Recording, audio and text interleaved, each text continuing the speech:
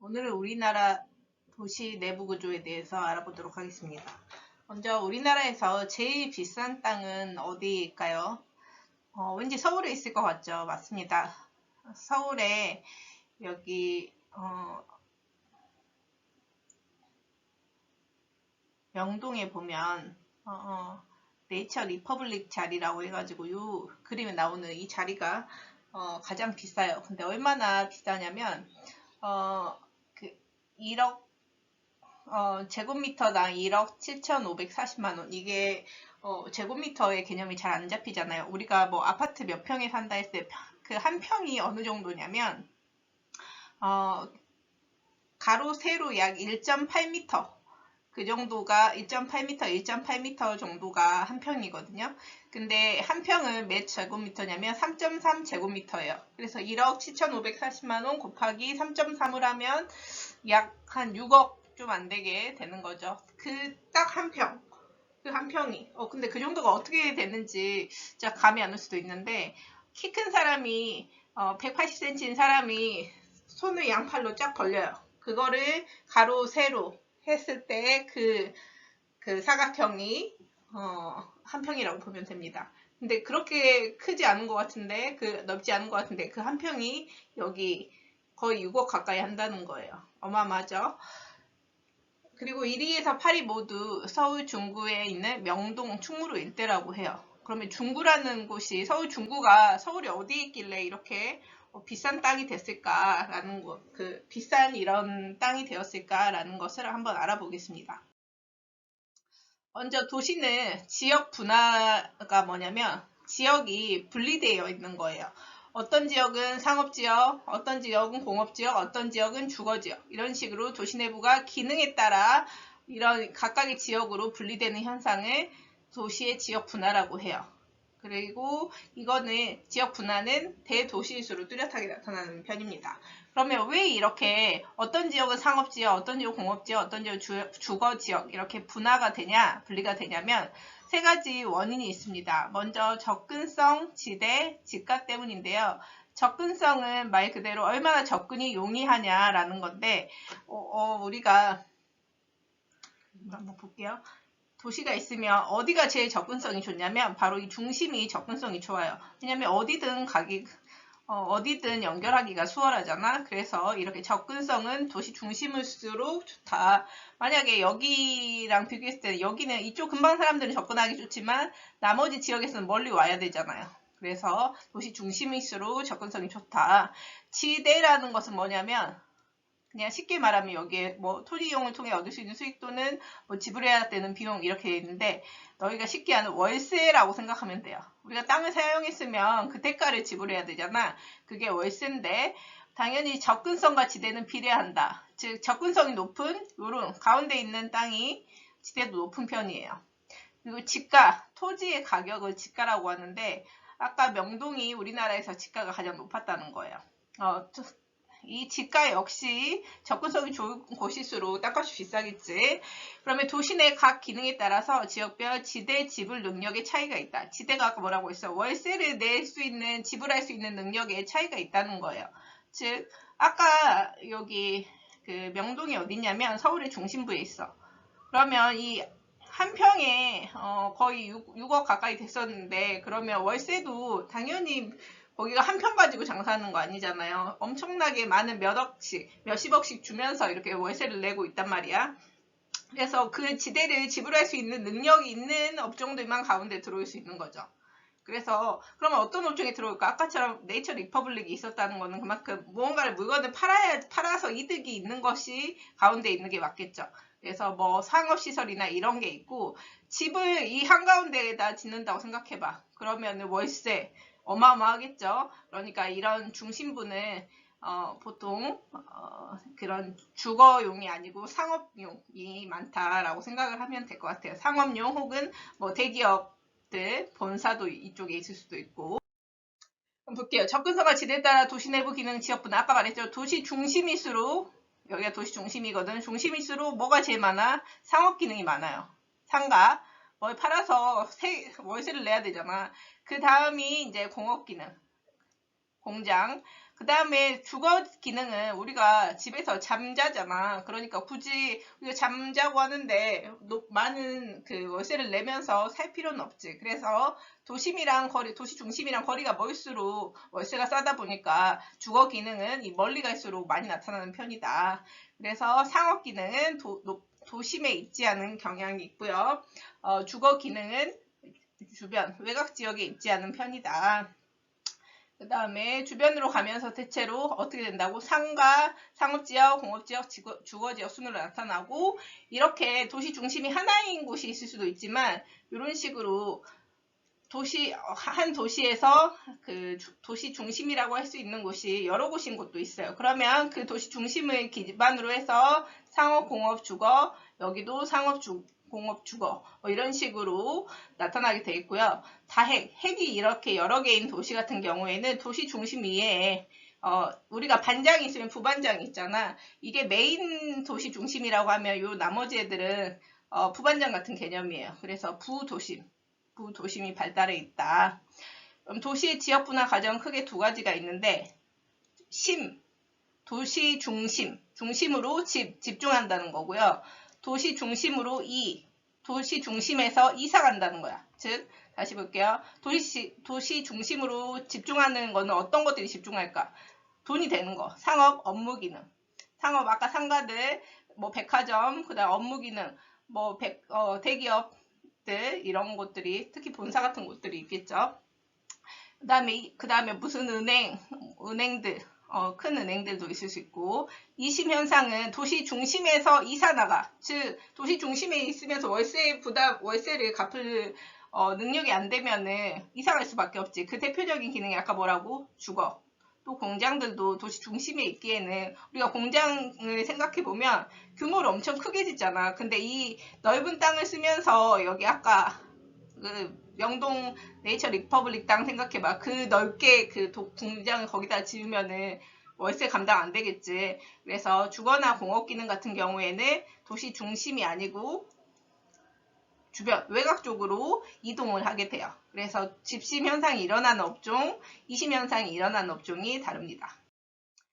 그러면 그 다음 시간에 사실 디테일하게 서울에서 뭐 집가 높은 곳 뭐 이런 것도 디테일하게 하겠지만 오늘은 부산 쪽 중심으로 한번 보겠습니다. 그러면 부산에서 아까 명동이 제일 비싸다고 했잖아요. 도시 중심. 부산도 마찬가지로 도심이 제일 비싸겠죠. 집가. 여기 보면 얘는 집가, 땅값이에요. 땅값이 제일 높은 게 어디냐? 부산의 도심은 여기 보면 중구. 여기 중심에 있다 이렇게 이해하면 딱 되겠다. 중구라는 곳이 도심이에요. 그럼 부도심은 어디냐? 부도심에 해당되는 것은 여기 보면은 부산 진구라는 곳이 있어요. 부산 진구에 특히 이쪽 서면 쪽이 들어봤는지 모르겠어. 부산 서면 들어봤는지 모르겠어. 이쪽이 부도심에 해당돼가지고 이쪽 역시 반장, 부반장 개념 설명했잖아. 부반장도 직책이 있는 거잖아요. 그래서 역시 이쪽 부도심도 마찬가지로 집가가 높은 편이에요. 그 다음에 신규 개발도 이루어지고 관광객이 많지 않는 우리가 부산하면 해운대 많이 떠오르잖아요. 여기에 해운대구가 있거든요. 해운대구 같은 경우에도 해안지역, 해운대 쪽은 평균 집가가 높은 편입니다. 그러면 두 번째, 지역별 금융 및 보험업 사업체 수, 비율과 종사자 수. 우리가 뭐 은행 본사부터 해가지고 그런 어떤 보험회사 이런 것들이 많다는 것은 결국에 월세를 많이 내는 업종이거든요. 거기는 사람들한테 홍보도 돼야 되고 고객을 끌어모아야 되니까 접근성이 좋은 곳에 있을 수밖에 없어. 그래서 도시에서 금융 및 보험업 뭐 이런 곳이 지금 많은 곳은 역시 어디냐? 집가 높은 곳에 몰릴 수밖에 없어요. 그래서 위에서 말했던 도시민 중구, 부도시민 부산 진구에서 높은 편입니다. 그리고 당연히 이 외곽 쪽으로 갈수록 지금 색깔이 사업지수 비율이 거의 없죠. 3 미만이죠. 그러니까 접근성이 떨어지는 곳에서는 이런 사업체수는 적을 수밖에 없다. 마지막 제조업 사업체수 비율. 제조업은 공장이에요. 공장을 짓기에 좋은 곳은 어딜까? 땅을 넓게 쓰면서 그 월세가 저렴하고 땅값이 저렴한 곳이 좋겠죠. 그래서 상대적으로 집가가 낮은 곳. 여기에서 보면은 여기가 뭐 강서구, 사상구, 사하구, 여기 보면 강서구, 사상구, 뭐 사하구 등등이 표시가 되어 있습니다. 이쪽이 바로 외곽 쪽이라고 볼 수가 있죠. 부산에서. 그래서 이쪽에 공장들. 그래서 도시 내부 구조는 크게 네 가지가 있어요. 도시 중심인 도심. 그 다음에 부반장이라고 했던 부도심. 부도심은 이렇게 교통의 결절이라고 해가지고 교통이 교차하는 곳. 예를 들자면 우리가 지하철도 어떤 역은 뭐 1호선이랑 5호선이 둘 다 오는 곳 있죠. 그래서 그런 식으로 교차되는 곳들. 이런 곳들이 교통이 발달한 곳이 부도심입니다. 그 다음에 도심 옆에 있으면서 중간 지역이라고 해가지고 여러 기능들이 혼재되어 있는 곳이 있어요. 공장도 있고 뭐 집도 있고 하면서 여러 혼재되어 있어요. 그러다 보니까 너희가 드라마상에 봤을 때는 달동네라고 들어봤는지 모르겠어. 그 높은 언덕에 있는 약간 허름하게 보였던 그런 지역들이 있는 곳들이 중간 지역이라고 보면 되고요. 주변 지역은 이제 일은 도시 쪽에서 하는데 여기 땅값이 너무 비싸니까 여기 살기는 어렵잖아. 그래서 많은 사람들이 여기에다가 주변 지역이라고 하는 곳에다가 집도 짓고 여기에 공장도 짓고 하는 곳이 바로 주변 지역. 그래서 출퇴근을 주변 지역에서 도심으로 출퇴근을 합니다. 그래서 아침에 도심을 출근했다가 퇴근 시간 되면 돌아오는 거죠. 그 다음에 개발 제한 구역이라고 있는데 주변 지역에서 외곽 쪽에 보면은 바깥으로 보면 말 그대로 개발을 제한하는 구역인데 다른 말로는 뭐라고 하냐? 그린 벨트라고 해요. 그린 벨트 이름부터가 그린이 들어가면 뭐가 있을 것 같아요? 맞습니다. 이런 숲이 있는 지역이에요. 일부러 근데 숲을 만들었어요. 왜? 결국에는 더 이상 개발을 못하게 하려고. 만약에 서울이라고 생각해봐. 계속 여기가 서울을 좋다고 뭐 계속 뭐 짓고 뭐 아파트 짓고 그 다음에 뭐 공장 짓고 하다 보면 어디까지 계속 서울로 키울 거야. 그래서 더 이상 도시가 무질서하게 팽창, 커지지 않도록 하기 위해서 이렇게 개발 제한을 하는 구역을 만들게 되는 거예요. 이 개발 제한 구역은 한마디로 개발을 제한하기 때문에 함부로 뭐 그런 숲을 없애가지고 뭐를 개발하고 그런 게 안 되는 거예요. 그래서 숲으로 이렇게 막아놓은 거예요. 더 개발 못하게. 그 개념입니다. 계속 갈게요. 그럼 다시 정리해 볼게요. 도시 내부는 도심, 중심. 근데 세종은 좀 특이하지. 아까 도시 중심이 가장 명동하면서 노른자 땅이라고 했잖아. 근데 이 세종은 계획도시야. 그래서 가장 이 노른자 땅에 뭐를 지금 해놨지? 세종 호수공원이 있죠. 그래서 세종은 좀 특이 케이스긴 합니다. 그럼 도시 중심은 가장 접근성도 좋고 월세도 비싸고 땅값도 비싸요. 그러면 어떤 것들이 들어올 수밖에 없냐? 주축이 되는 관리 기능들이 될 수밖에 없는데 대표적인 게 은행이나 대기업 본사 같은 도시 기능 유지하는 데 중요한 역할을 담당하는 기능을 하는 것들이 들어오고요. 상가도 고급 상가, 백화점, 전문 서비스업 등 고차 중심 기능이 입지하고 주거 기능의 이심 현상. 아까 도시 중심은 땅값 이런 게 다 비싸잖아. 지대 지가가 비싸니까 여기에다가 아파트 짓고 살기가 쉽지 않아. 그래서 이심현상 외곽으로 빠지는 거야. 주거 기능이. 그래서 어떤 일이 일어나냐? 인구 공동화 현상이 일어나요. 인구 공동화 현상은 그림을 한번 같이 보겠습니다. 인구 공동화는 비어 있다는 거야. 뭐가 비었다는 거지? 한번 볼게요. 주간 인구, 야간 인구를 한번 볼게요. 아까 설명하면서 도시 중심에 회사가 있고 외곽 지역에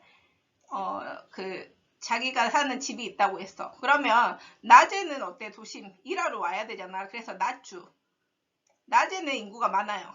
근데 밤이 되면 어때? 자기 집으로 돌아가야 되잖아. 그래서 밤이 되면은 야간 인구는 이렇게 줄어드는 거죠. 이해됐어요? 반면에 이 변두리 외곽 쪽은 낮에는 인구가 적었는데 밤이 되면은 이제 올라오게 되는 거죠. 야간 인구가 많아지게 되는 겁니다. 그래서 이렇게 이해하면 돼요. 지금 이쪽 사람들은 서울로 가고 서울 중심, 뭐 명동 쪽으로 가고 있어요. 근데 밤이 되면 어때?